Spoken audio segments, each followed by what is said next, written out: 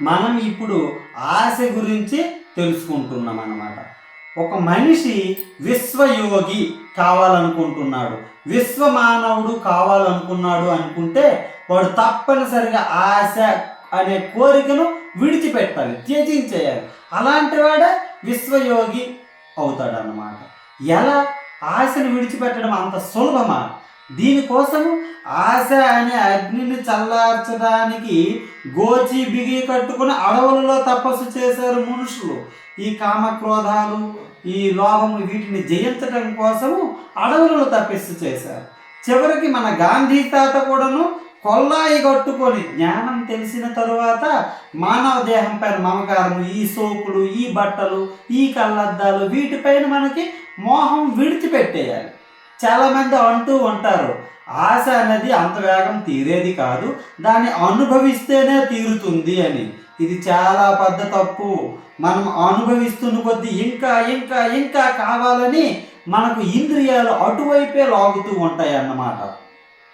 ఉదాహరణకి స్వీట్లు మానేయాలి అంటే 1 కేజీ స్వీట్ని ముందటి తిను అంటే తింటూ ఉంటావు. ఆ జిహ్వ ఇక్కడ మీకు నాలుగు మీద మనకు తెలుస్తుంది కదా, అది తింటుంటే ఇది రుచిగా ఉంది రుచిగా ఉంది అంటుందే తప్ప దానిని మానేయి మానేయి అని మనం ఎప్పటికీ అనుకోలేమన్నమాట. ఇంకా బాగుంది రుచి, ఇంకా బాగుంది రుచి. ఎప్పుడు మరి విడిచిపెడతాం? అది తింటున్న కొద్దీ ఒక షుగర్ వ్యాధి వచ్చి రోగంగా మారి చివరికి సగంలో మనం ఢామ్ అని పోతాం అన్నమాట. అంటే అనుభవిస్తున్న కొద్దీ తీరిపోదు ఈ ఆశ అనేది. జ్ఞానము తెలియాలి. ఆ జ్ఞానం ఎప్పుడైతే తెలుస్తుందో కోరికలను మనం అప్పుడే విడిచిపెట్టగలము. దీనికోసము వేమన తన 48వ పద్యంలో ఈ విధంగా చెప్పుకొచ్చాడు.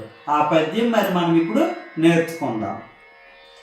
ఆశ కోసివేసి అనలంబు చల్లార్చి, ఆశ కోసివేసి అనలంబు చల్లార్చి, గోచి బిగియ కట్టి గుట్టు తెలిసి, నిలిచినట్టివాడే నెరయోగి ఎందైన విశ్వదాభిరామ వినురవేమా.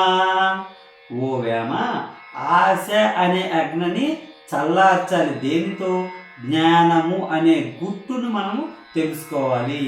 అలా నిలిచినట్టు వాడే నిజమైన యోగి అవుతాడని ఈ పద్యం యొక్క భావము. థ్యాంక్ యూ అండి.